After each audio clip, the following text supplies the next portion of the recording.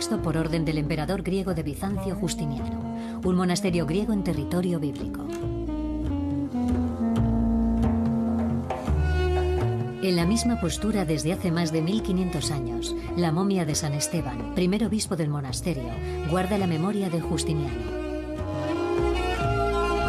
Justiniano, emperador y sacerdote, se proclamaba elegido por Dios, su único representante en la tierra, el único digno de apropiarse del lugar de la revelación divina, donde supuestamente Moisés ascendió la montaña al encuentro de Dios.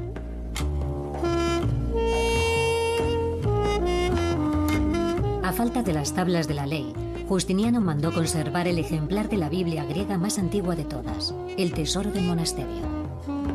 Se dice que San Esteban murió mientras rezaba en la cima del monte Sinaí, en la cueva de Moisés, y los monjes trajeron su cuerpo al monasterio tal y como estaba.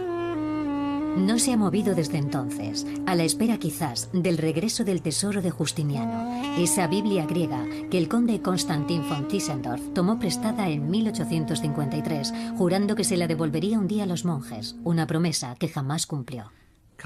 El conde Tischendorf fue el primero en descubrirla durante una visita al monte Sinaí. Según la leyenda, encontró unos restos de pergamino en una especie de papelera. Los iban a utilizar para hacer una hoguera o algo por el estilo. Se quedó horrorizado cuando descubrió de qué hermoso manuscrito se trataba.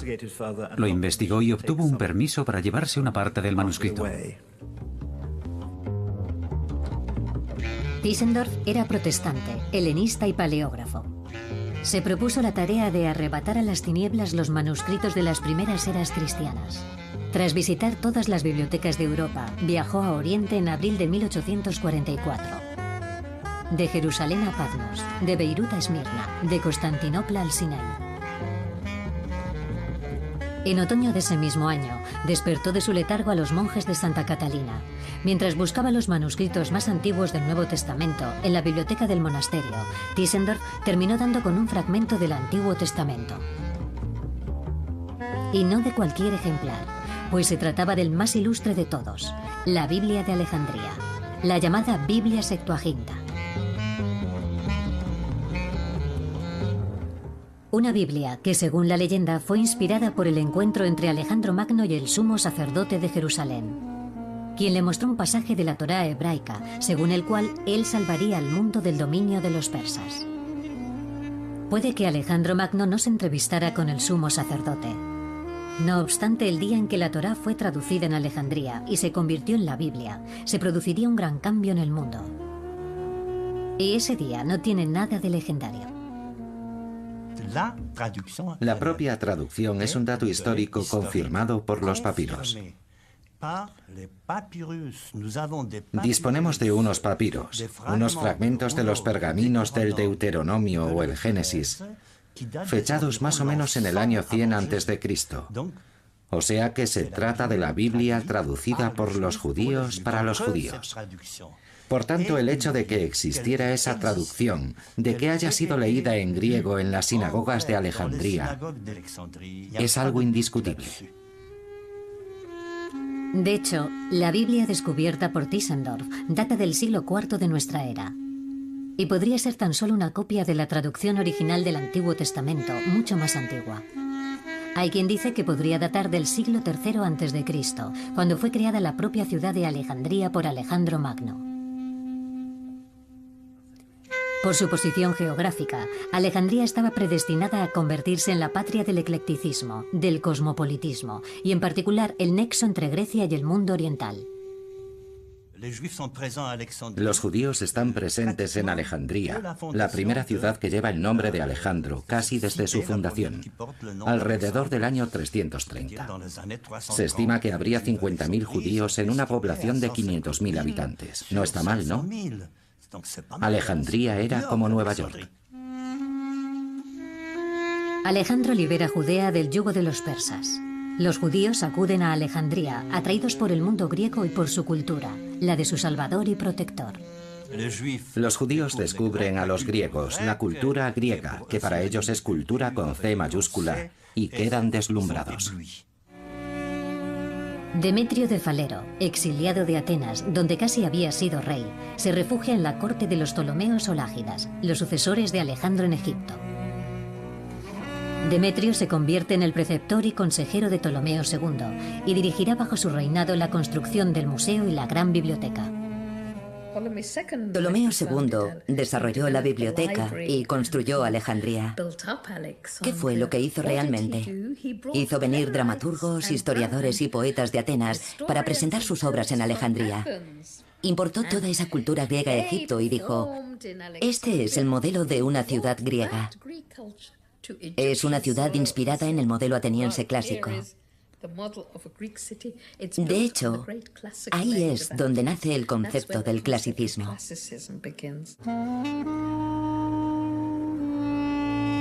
Lo que Demetrio propuso realizar al soberano Ptolomeo era el sueño de Aristóteles. El sueño de la ciudad del saber, la ciudad ideal, inculcado al joven Alejandro por su maestro Aristóteles. Una ciudad que aunara todas las sabidurías del mundo.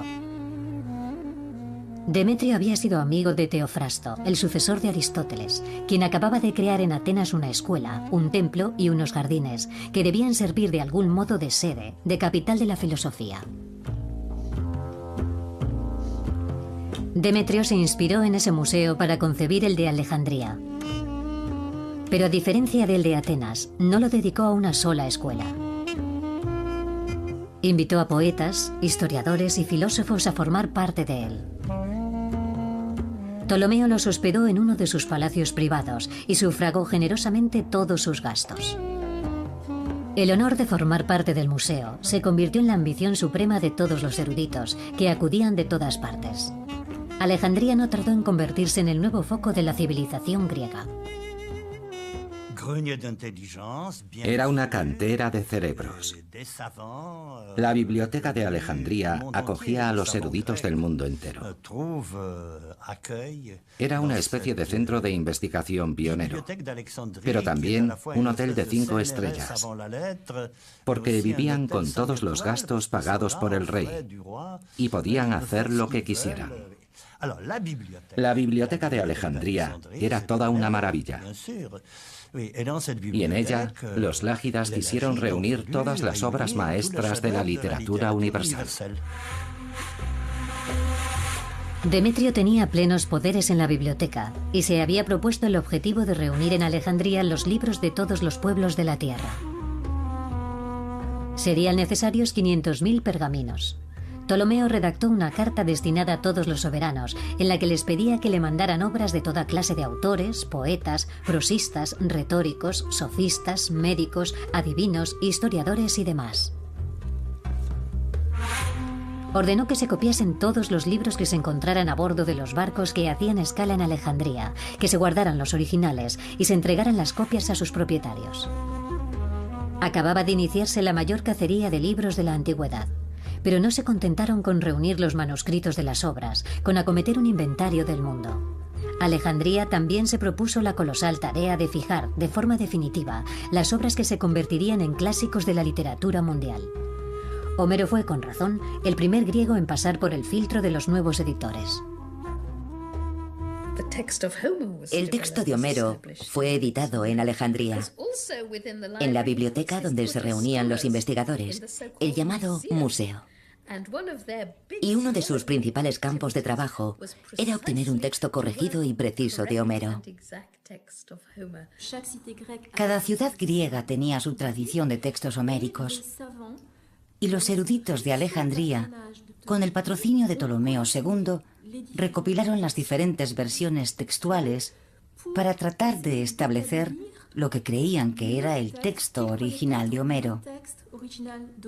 Evidentemente, los especialistas modernos saben que no ha habido tal texto original de Homero, pero ellos lo creían. Podría decirse que la edición de los textos de Homero en Alejandría constituye el origen de las ediciones modernas. Homero inaugura esta gran labor de edición. Hesíodo, Píndaro, pero también Sófocles, Esquilo, Eurípides y más adelante las obras de Platón, Aristóteles y muchos más pasarán a formar parte de lo que se ha dado en llamar el canon alejandrino. Fue en Alejandría donde se puso orden en la literatura clásica griega. Es algo bien sabido. Alejandría inaugura así la canonización de los textos. Durante décadas trabajó allí un grupo de intelectuales, a los que se decide llamar un poco apresuradamente gramáticos. Los bibliotecarios ocupan el lugar de los filósofos y los inventores de sistemas ceden su sitio a los filólogos, los lexicógrafos, los exégetas y otros puristas de los textos. La cultura griega estaba en plena efervescencia. A menudo me imagino Alejandría como si fuera Nueva York, un espectáculo para los sentidos. Debía de ser extremadamente impresionante y animada. Era irresistible. ¿Cómo resistirse a su atractivo? Entre los fantasmas de Sócrates, Platón, Aristóteles, Epicuro y Heráclito, mientras los nuevos pensadores griegos de Alejandría buscaban nuevas vías del conocimiento. Para comprender su cultura, había que hacerse griego. Creo que utilicé esa expresión en mi libro, hacerse griego. Hacerse griego. Una parte importante de la comunidad judía de Alejandría, deseosa de integrarse, se dejó seducir por la idea de la Grecia clásica y se empeñó en aprender la cultura griega. A menudo me imagino Alejandría como si fuera Nueva York, un espectáculo para los sentidos. Debía de ser extremadamente impresionante y animada. Era irresistible. ¿Cómo resistirse a su atractivo? Entre los fantasmas de Sócrates, Platón, Aristóteles, Epicuro y Heráclito, mientras los nuevos pensadores griegos de Alejandría buscaban nuevas vías del conocimiento. Para comprender su cultura, había que hacerse griego. Creo que utilicé esa expresión en mi libro, hacerse griego. Hacerse griego. Una parte importante de la comunidad judía de Alejandría, deseosa de integrarse, se dejó seducir por la idea de la Grecia clásica y se empeñó en aprender la cultura griega. Ese período pasó a conocerse como helenismo o helenización. Por aquel entonces, el Templo de Jerusalén se integraba sin problemas en el mundo de la cultura griega. El helenismo no implica solo la idea de convertir a los pueblos a la visión griega del mundo. También es la intuición de que para dominar a los pueblos hay que comprenderlos, y para ello hay que traducir sus libros al griego. El impacto de esta edición textual, de este proyecto intelectual de los eruditos de Alejandría, fue inmenso en Egipto y más adelante en toda la civilización grecorromana. Probablemente los Ptolomeos la utilizasen como propaganda, aprovechando ese proyecto cultural para asentar su prestigio político. Así pues, por cada pueblo se contó con un erudito que dominase su propia lengua y conociese el griego. De este modo, los libros de los caldeos, los persas, los egipcios pudieron ser traducidos. Demetrio planteó también la necesidad de hacerse con los libros de la ley judaica. Fue en Alejandría donde se inventó la Biblia. Se propusieron conservar la totalidad de la literatura en la gran biblioteca. El bibliotecario fue a ver al rey y le dijo: hay un libro muy importante que no tenemos. No lo tenemos porque no está traducido al griego. Es la ley de los judíos. Al solicitar esa traducción de la ley de los judíos, Demetrio haría accesible a una gran mayoría el libro de Moisés, por entonces desconocido en todo el mundo griego. El instigador del proyecto, Demetrio, era amigo de Teofrasto, ese que un día había calificado a los judíos como un pueblo de filósofos natos, y hacía tiempo que deseaba personalmente saber qué contenía la ley hebraica. En Alejandría, la Torá se convertiría en la Biblia, esa Biblia griega que serviría de modelo para todas las Biblias venideras. Sería esa Biblia original de Alejandría la que haría correr a Tischendorf varios siglos más tarde. Convencido de haber exhumado por fin la perla del monasterio de Santa Catalina, en unas circunstancias que aún hoy son misteriosas, Tischendorf logrará convencer al igúmeno del monasterio de que le ceda algunas páginas del texto sagrado en nombre del rey de Sajonia. El igúmeno pasó por alto la memoria del viejo San Esteban, quien jamás se habría desprendido en vida de semejante tesoro. Pero Tischendorf estaba convencido de estar no ante el texto original, sino ante la copia más antigua que se hubiera encontrado nunca, y persuadió al igúmeno de que se lo entregase para su estudio, alegando que se lo devolvería más adelante. Moisés recibió la Torá en el Sinaí, y Tischendorf también recibió la Biblia griega en el Sinaí. Por eso la llamó Códice Sinaítico. Es una coincidencia increíble. La propia Torá dice que la revelación fue dada en el monte Sinaí y el manuscrito proviene del monte Sinaí. Quizá no sea una mera coincidencia, ya que en el monte Sinaí se encontraba el monasterio cristiano griego de Santa Catalina, que está dotado de una espléndida biblioteca, y es ahí donde fue descubierto el manuscrito, en el siglo XIX.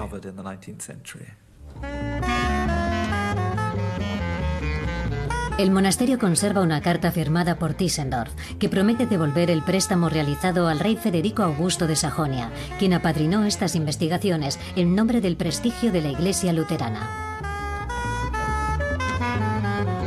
Pero el descubrimiento de Tischendorf despertó la curiosidad del Vaticano. El Vaticano ya poseía uno de los manuscritos más antiguos de la Biblia, el Códice Vaticano, y expresó su interés. Para San Pedro, o Pío IX, su sucesor de aquel entonces, lo normal hubiera sido que el testimonio más antiguo de la Biblia griega pasase a formar parte de la Biblioteca Sixtina y así servir de modelo original para todas las traducciones de todas las Biblias en las que se basaría la Iglesia Apostólica y Romana. Así pues, estaba en juego algo crucial, que podía poner en entredicho la historia y la constitución de lo que se convertiría en el Nuevo Testamento. No sabemos a ciencia cierta cómo llegó a la Biblioteca Vaticana este libro. Está aquí al menos desde 1475, porque hay un inventario que data de esa época y que lo menciona, pero no sabemos en qué circunstancias llegó. Como su nombre indica, se llama Códice Vaticano, porque está en el Vaticano.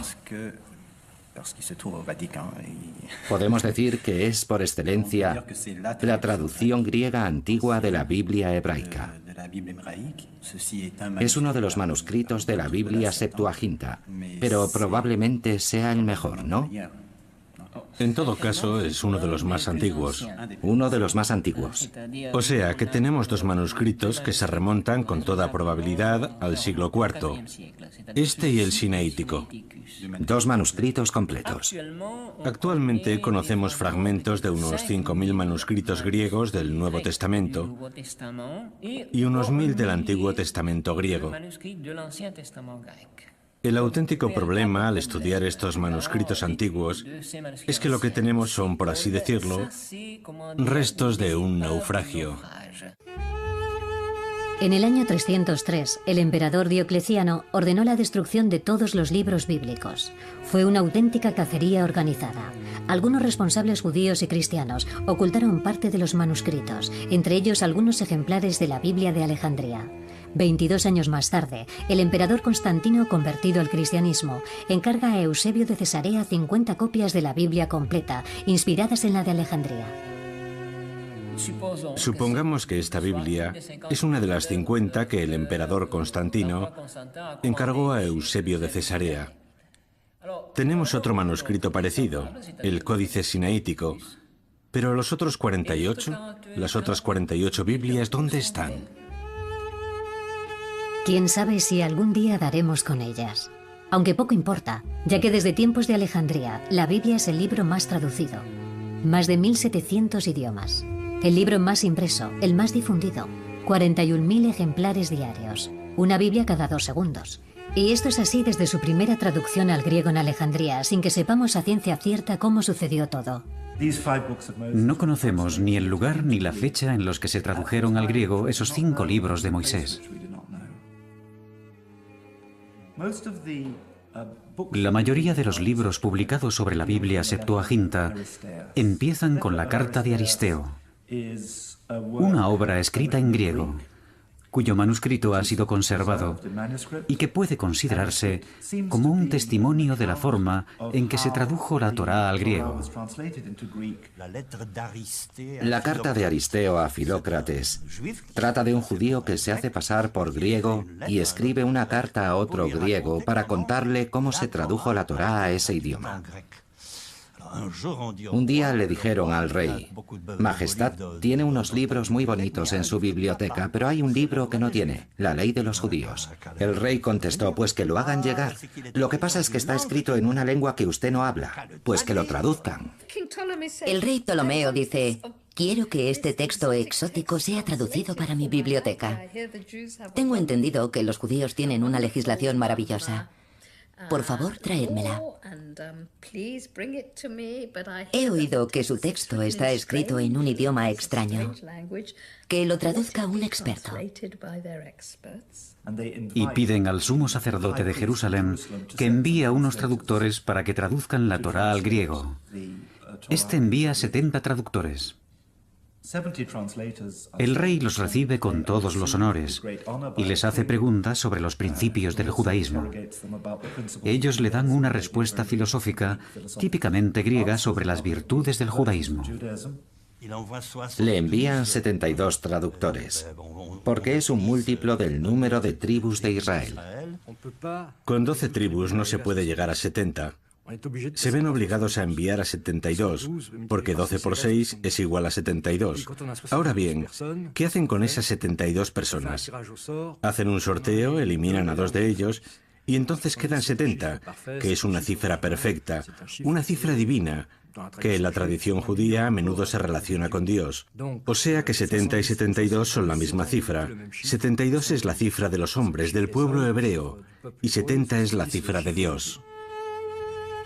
A falta de un dios para dictar la ley, como pasó con Moisés, la carta de Aristeo atribuye a los 70 traductores el papel sagrado de transmitir la ley no ya a los judíos, sino a las naciones del mundo, que según el texto bíblico también ascienden a 70. 70 naciones, por el número de descendientes de Noé.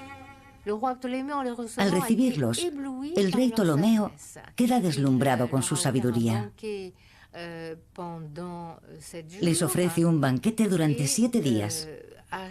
Y no para de hacerles preguntas filosóficas, preguntas sobre la mejor forma de reinar. Y cada vez le parecen más sabios que cualquier sabio de su En fin, toda clase de cuestiones más o menos filosóficas. Y los sabios contestan, y el rey está cada vez más admirado. Por último, concluye que no tienen nada que envidiar a los filósofos de Grecia. Su sabiduría es, por lo menos, comparable, cuando no mucho mayor. Parece como si Aristeo tratase de reparar una injusticia. El hecho de que la traducción de la Torá, siglo y medio atrás, hubiera pasado un poco inadvertida. Embellece la historia hasta el punto de hacer de los traductores unos sabios, a la manera de los grandes maestros griegos. Todo en la traducción debía estar a la altura del acontecimiento. Todo debía ser sobrenatural, mítico, bíblico. Se les aisló en la isla de Faro, que estaba unida a la orilla por un muelle. Cuentan que los traductores estaban encerrados en celdas, solos o por parejas, según las versiones, y luego cotejaron las traducciones y ¡milagro! Eran todas idénticas. Eran 72 traductores. La traducción les llevó 72 días y miren qué prodigio. Aristeo sobreentiende que hubo una inspiración divina. Y cuando la gente lo ve y compara el texto hebreo con el griego, quedan deslumbrados con la precisión de la traducción y dicen que es tan perfecta que nadie debería hacer otra traducción, ni añadir ni cambiar una coma. Y esa idea de que el texto les fue inspirado por Dios va a desarrollarse a través de los siglos. Si el presunto Aristeo escribe, digamos, en el año 200 a.C., no sabemos cuándo exactamente, Filón de Alejandría, que escribe en el año 40 de nuestra era, tiene una versión aún más adornada de los hechos, puesto que dice que los traductores eran profetas al dictado de un apuntador invisible. Cogieron los libros sagrados, los alzaron al cielo y pidieron a Dios que no les fallara en su cometido. Se pusieron manos a la obra, presos de una inspiración divina, y no pronunciaron unos una palabra y otros otra, sino las mismas palabras, como si en cada uno de ellos se hubiera manifestado la voz de un apuntador invisible. ¿Sería la Biblia Septuaginta esa primera traducción perfecta que se impondría más adelante como obra de referencia? Parece que las cosas se desarrollaron de una forma un poco más compleja. Tal vez hubiera varios intentos de traducción y en un momento dado apareció una superior a las demás. La pregunta es si la traducción fue una iniciativa del poder lágida o de las propias comunidades judías, que necesitaban una traducción al griego porque sus miembros ya no dominaban el hebreo. ¿Se supone que esa traducción griega serviría solo para acompañar la lectura del texto hebreo en la sinagoga, que quizá empezara a desarrollarse en aquel momento? Hay muchas preguntas que siguen pendientes. Sí ha quedado demostrado que la carta de Aristeo es una fábula, inspirada al menos en parte en hechos reales. ¿Quiénes fueron exactamente los auténticos traductores de la Biblia? Está claro que los judíos helenófonos disponían desde hacía tiempo de varias traducciones griegas de su ley para su uso comunitario, pero el proyecto de hacer una traducción oficial para los griegos era algo completamente diferente, que nunca fue aceptado unánimemente en el seno de la comunidad judía. En mi opinión, la decisión final de no permitir que nadie hiciera una nueva traducción o cambiara o añadiera algo a la que había se debe a cierto entorno político. Alguien debía de querer hacer una traducción diferente, añadir o quitar algo.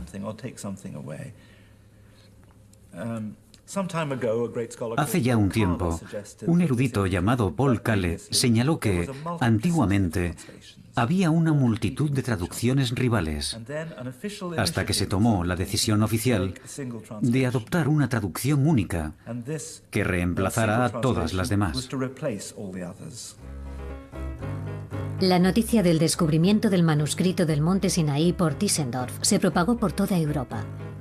La reina Victoria encargó a Norman MacLeod que trajese a la Biblioteca Británica ese código sinaítico, capaz de rivalizar, cuando no superar en sacralidad, al Código Vaticano.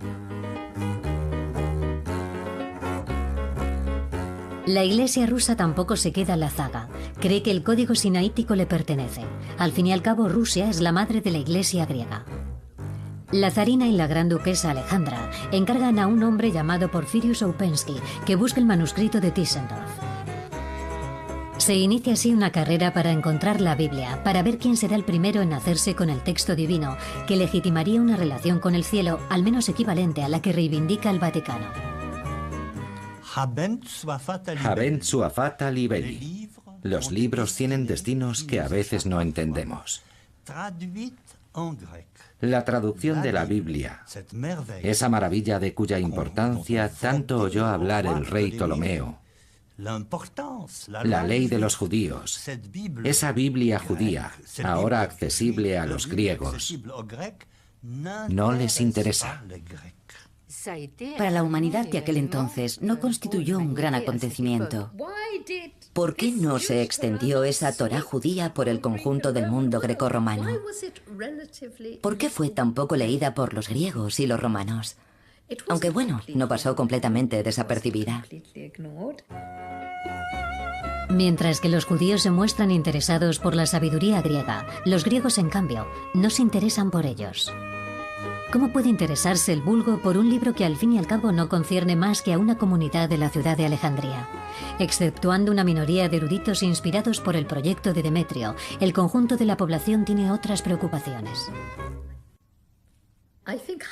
Creo que la cultura griega estaba muy centrada en sí misma. Proclamaba su helenismo. Era una cultura arrogante.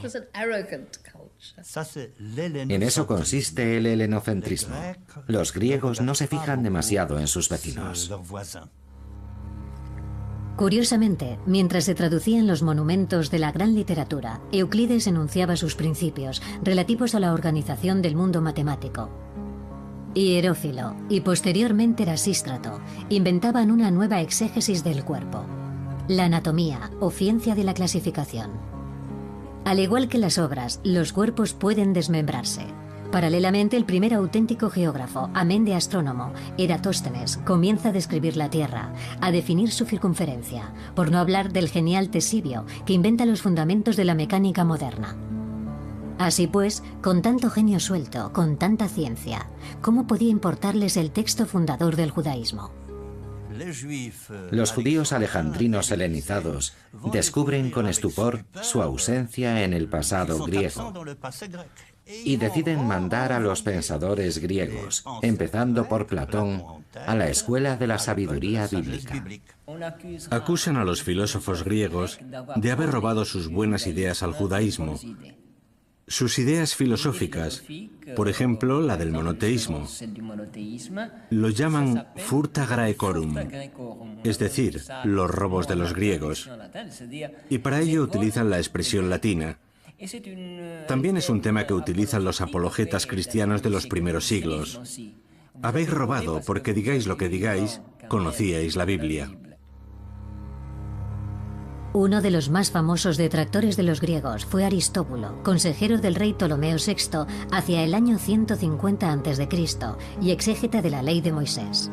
Aristóbulo defendía la influencia del judaísmo en los pensadores y filósofos griegos más ilustres. Aristóbulo es el primero que ofrece una lectura filosófica de la Biblia. Sugiere que, si leemos la Biblia con el espíritu filosófico adecuado, podemos apreciar realmente la naturaleza abstracta y trascendente de la dialéctica judía. Es evidente que Platón y sus sucesores siguieron la ley de Moisés y la escrutaron hasta el menor detalle. Las explicaciones de la ley en su integridad habían sido traducidas antes de Demetrio, es decir, antes de la conquista de Alejandro y los persas. Está claro que los filósofos tomaron muchas cosas prestadas. En los escasos fragmentos de los que disponemos, se hacen comparaciones muy interesantes entre la Biblia y Platón, los aristotélicos y Homero. Y hay una observación en particular, según la cual los escritores griegos copiaron a Moisés. Por eso podemos explicar las similitudes entre los griegos y los judíos, porque sencillamente leyeron la Biblia, la copiaron y la transformaron en filosofía platónica. Aunque Teofrasto en el siglo III a.C. ya había relacionado a Moisés y a Homero, aludiendo al pueblo judío como un pueblo de filósofos, fue Filón quien realizó la verdadera simbiosis judeo-griega a través de la traducción de la Torá y su utilización para asimilarse a los griegos. Filón conoce a la perfección a todos los filósofos griegos, pero pone la filosofía griega al servicio de la Biblia. Es decir, que no es la Biblia la que está al servicio de la filosofía, sino que la Biblia es lo primero. Retoma los versículos bíblicos y se esfuerza por identificar en ellos ideas que tengan sentido para sus contemporáneos. En el fondo solo quiso actualizar la Biblia. Cita incluso a Homero para argumentar ciertas interpretaciones que hace de los versículos bíblicos. Un poco como si Homero ayudara a corroborar la verdad del texto bíblico. Cita a Platón, cita a Hesíodo, cita realmente a un montón de autores griegos. Pero para él está muy claro, todo lo verídico, todo lo auténtico de la sabiduría griega se remonta en realidad a la inspiración mosaica. Hay que ponerse en el lugar de la persona que tiene que traducir. En el principio la tierra era tohu bohu. El término tohu bohu ha sido adoptado en francés. Significa barullo. Así que un francés significa barullo. Así que un francés puede creer que entiende lo que significa. Pero en realidad nadie sabe explicar ese término. Si lo traducimos por en el principio era el caos, entramos en el terreno de la mitología griega, porque el concepto del caos pertenece a la mitología griega. Ya estamos deformando el concepto. Pero ¿cómo lo tradujo la Biblia Septuaginta? No lo tradujo por caos, sino por invisible. En el principio la tierra era invisible. Pero, ¿dónde pone invisible? Tohu bohu no significa en ningún caso invisible. Pero a partir de ahí, Filón dedujo que hubo una doble creación. Primero, una creación del mundo inteligible y luego, una creación del mundo sensible. es decir, que adoptó una perspectiva totalmente platónica. Progresivamente el logos platónico, y más adelante el de los filósofos estoicos, ya no tendrá nada que ver con las musas de Homero, sino que tendrá más afinidad con la palabra del Dios de Moisés, pero sin el aspecto religioso, sin la devoción. Nos habla del mundo de las ideas como si fuera un elemento del credo judío, y ese mundo de las ideas no es otro que el logos, que figura en el Evangelio de Juan. En el principio era el logos, la palabra. Así que, en realidad, hay una coherencia perfecta para Filón entre, digamos, lo mejor del legado del mundo griego y el legado de la Torá, de las leyes de Moisés, del propio Moisés, o de una inspiración racional que hizo que los judíos se remontaran a la fuente, que es el mismísimo Dios, el Logos, que revela su sabiduría a la humanidad. En Alejandría, el logos de los griegos se vio asimilado al Dios de Moisés, que habla para crear el mundo, para crear la ley, para comunicar el destino de los hombres, y bruscamente se calla. Las primeras formulaciones judías del monoteísmo y el término de Dios judío, que contrasta con el politeísmo, en realidad proceden también de Filón. El filósofo Filón utiliza la historia de la creación para distinguir el enfoque judío del de los politeístas. Dice que la historia de la creación nos enseña que solo hay un Dios, que existe para siempre, que es providencial y que se preocupa por sus criaturas. Irónicamente, creo que en cierto sentido, Filón siente que está en buena compañía. En realidad, a pesar de los filósofos y la genialidad de los eruditos, a pesar de la traducción de la Biblia, Alejandría se convierte en el siglo I en la verdadera capital del politeísmo y la filosofía pagana. La propia palabra politeísmo es una invención de Filón, quien caracteriza así la mitología griega en términos filosóficos. Sin embargo, las ideas contenidas en la Septuaginta se irán acercando poco a poco a las aspiraciones del pueblo. El judaísmo encuentra aliados en Alejandría por su monoteísmo y también porque no profesa un eclecticismo religioso. Esa actitud que consiste en decir, tenemos unos dioses y vosotros tenéis uno también. Vale, vamos a incorporarlo a nuestro panteón. En ese sentido, los judíos tienen el apoyo de los filósofos y las clases intelectuales, que entienden que esa forma de añadir dioses porque sí no tiene ninguna lógica. Se llegó a un punto en el que había demasiados. Hay dos aspectos esenciales de la cultura griega que son peligrosos para las ideas centrales del judaísmo, tanto que comprensiblemente distintas ramas del judaísmo tendieron a rechazarlos por completo. A decir, llevaos esta cultura de aquí, de mi tierra. No puedo ni verla. Es una creencia en varios dioses. Es idolatría. Es algo muy fácil de entender. Por otro lado, hay algo extremadamente importante, creo. La capacidad de ciertos rabinos y ciertos líderes intelectuales judíos de darse cuenta de que había algo nefasto en la cultura griega. Pero por otra parte, se pueden tomar ciertas partes de esa cultura y abandonar otras. Creo que aquí tenemos un ejemplo clásico del hecho de que el mundo no es solo o blanco o negro, sino que hay zonas grises. Es un poco simplista oponer el monoteísmo de los judíos al politeísmo de los griegos y explicar que los judíos creen en un solo Dios, que es el origen de todos sus conocimientos y todas sus leyes, mientras que los griegos creen en varios dioses, que son como seres humanos magnificados. En realidad, los griegos tenían un sentido muy fuerte de la unidad, como en la ciencia griega, pudiéndonos remontar a Tales de Mileto. Este decía que el mundo está construido enteramente a base de agua, La ciencia griega sería imposible sin un sentido de la unidad.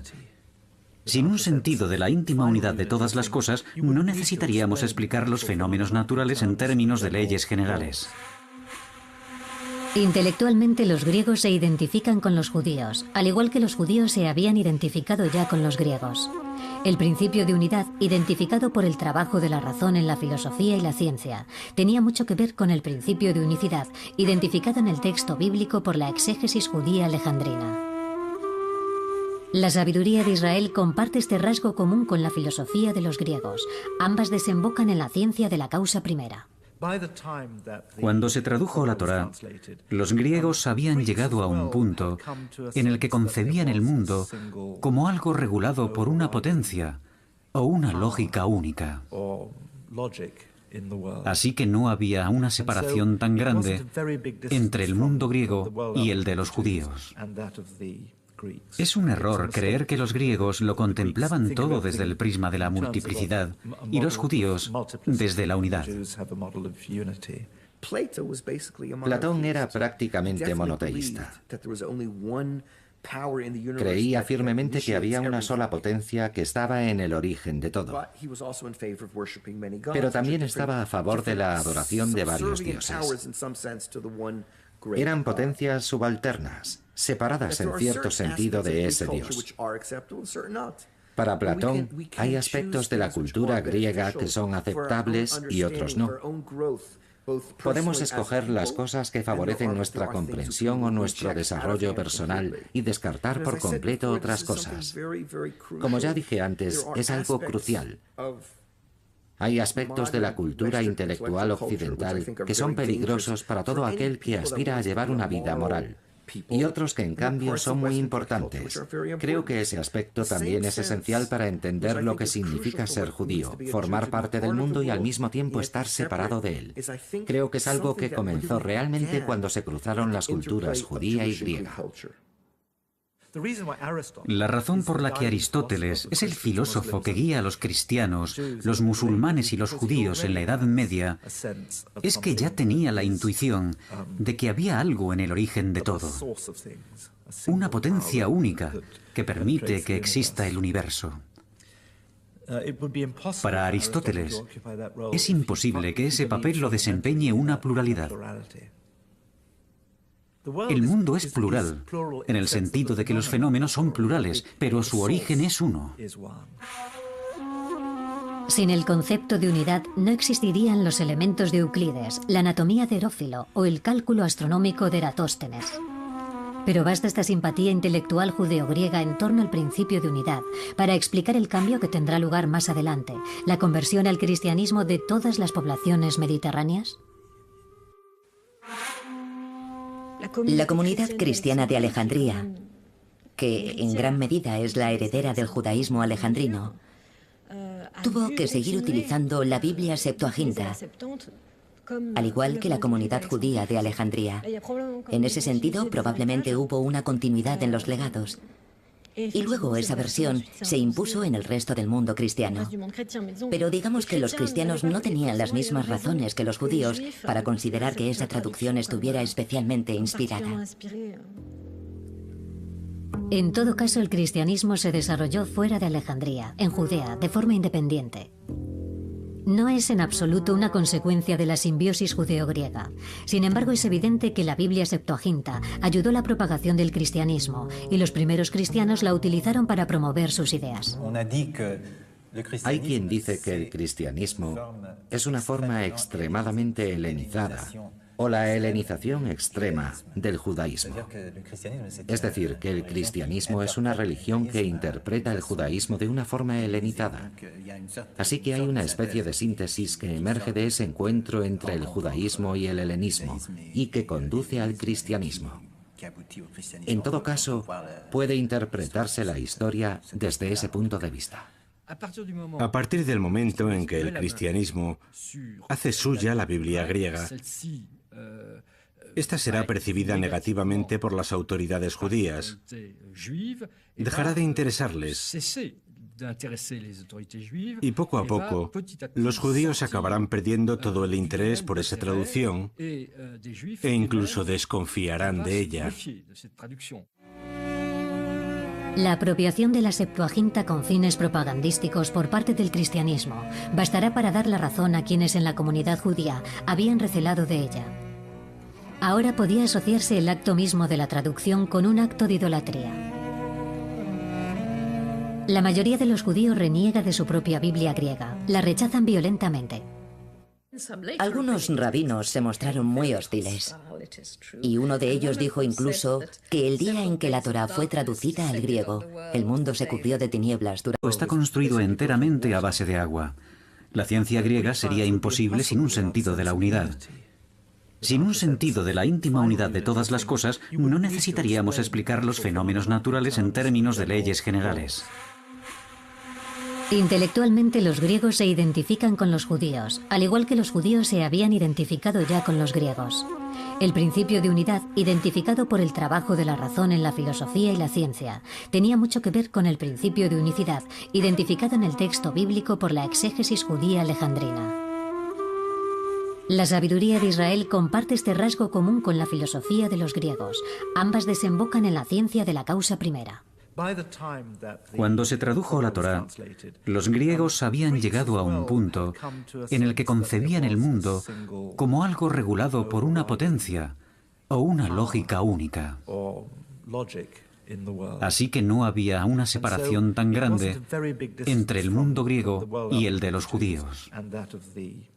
Es un error creer que los griegos lo contemplaban todo desde el prisma de la multiplicidad y los judíos desde la unidad. Platón era prácticamente monoteísta. Creía firmemente que había una sola potencia que estaba en el origen de todo. Pero también estaba a favor de la adoración de varios dioses. Eran potencias subalternas, separadas en cierto sentido de ese dios. Para Platón, hay aspectos de la cultura griega que son aceptables y otros no. Podemos escoger las cosas que favorecen nuestra comprensión o nuestro desarrollo personal y descartar por completo otras cosas. Como ya dije antes, es algo crucial. Hay aspectos de la cultura intelectual occidental que son peligrosos para todo aquel que aspira a llevar una vida moral, y otros que en cambio son muy importantes. Creo que ese aspecto también es esencial para entender lo que significa ser judío, formar parte del mundo y al mismo tiempo estar separado de él.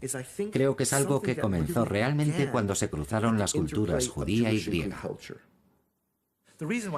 La razón por la que Aristóteles es el filósofo que guía a los cristianos, los musulmanes y los judíos en la Edad Media es que ya tenía la intuición de que había algo en el origen de todo, una potencia única que permite que exista el universo.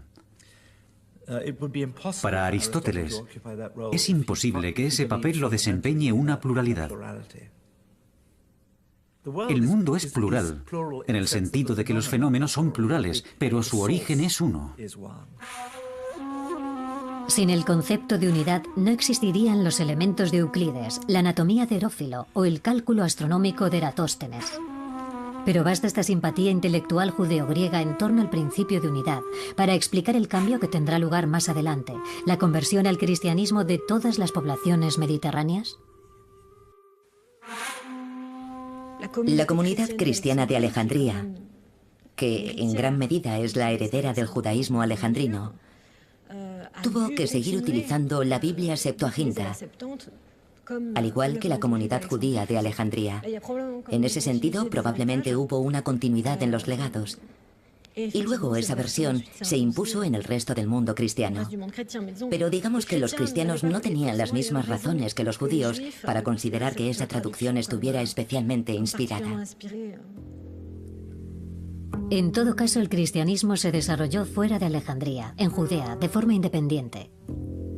No es en absoluto una consecuencia de la simbiosis judeo-griega. Sin embargo, es evidente que la Biblia Septuaginta ayudó a la propagación del cristianismo y los primeros cristianos la utilizaron para promover sus ideas. Hay quien dice que el cristianismo es una forma extremadamente helenizada o la helenización extrema del judaísmo. Es decir, que el cristianismo es una religión que interpreta el judaísmo de una forma helenizada. Así que hay una especie de síntesis que emerge de ese encuentro entre el judaísmo y el helenismo y que conduce al cristianismo. En todo caso, puede interpretarse la historia desde ese punto de vista. A partir del momento en que el cristianismo hace suya la Biblia griega, esta será percibida negativamente por las autoridades judías. Dejará de interesarles. Y poco a poco, los judíos acabarán perdiendo todo el interés por esa traducción e incluso desconfiarán de ella. La apropiación de la Septuaginta con fines propagandísticos por parte del cristianismo bastará para dar la razón a quienes en la comunidad judía habían recelado de ella. Ahora podía asociarse el acto mismo de la traducción con un acto de idolatría. La mayoría de los judíos reniega de su propia Biblia griega, la rechazan violentamente.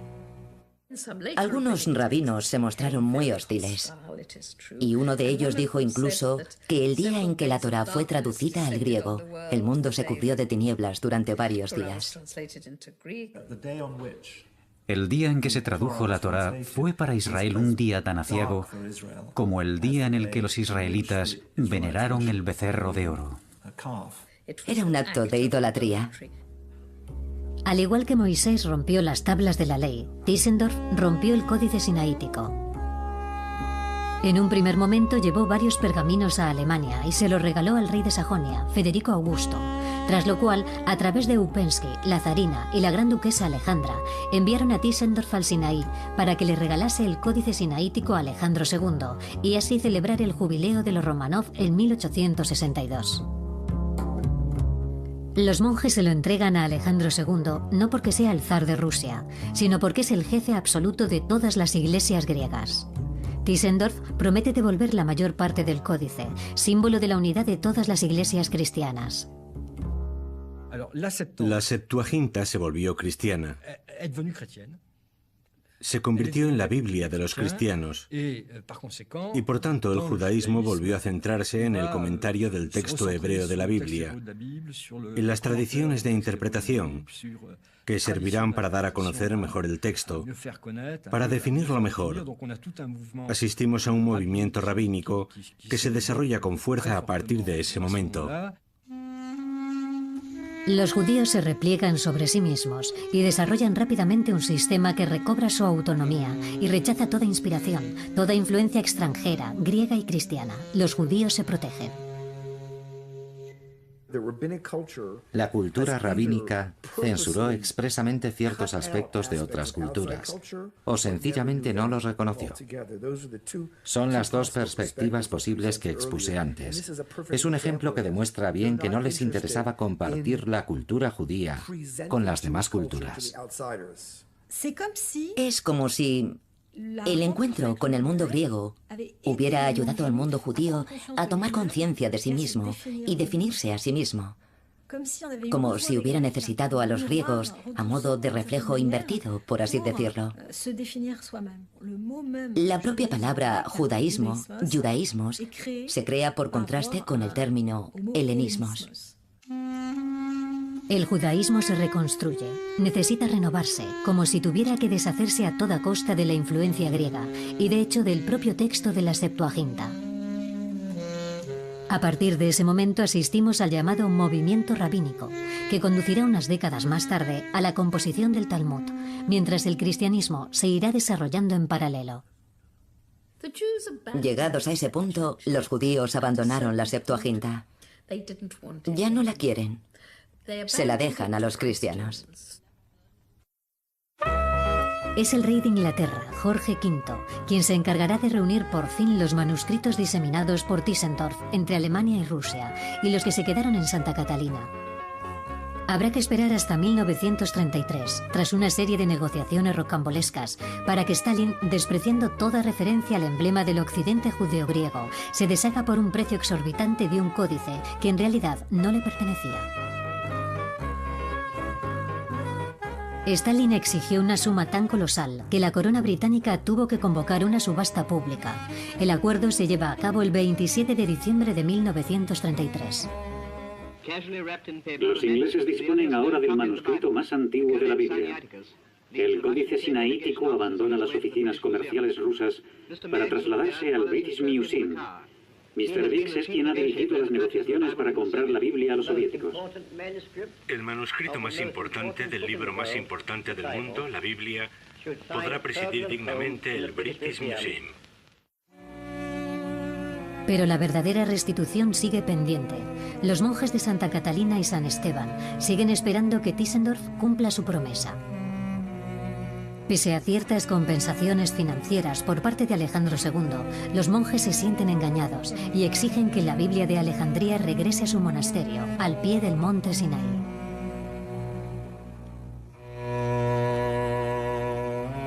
Tras ofrecer al mundo esta traducción de la Biblia, el destino de los judíos alejandrinos se trunca de forma sangrienta. En el año 66, el emperador Tiberio mandará más de 2000 hombres para saquear sus pertenencias y quemar sus casas. Por su parte, el emperador Trajano ordenará en el año 115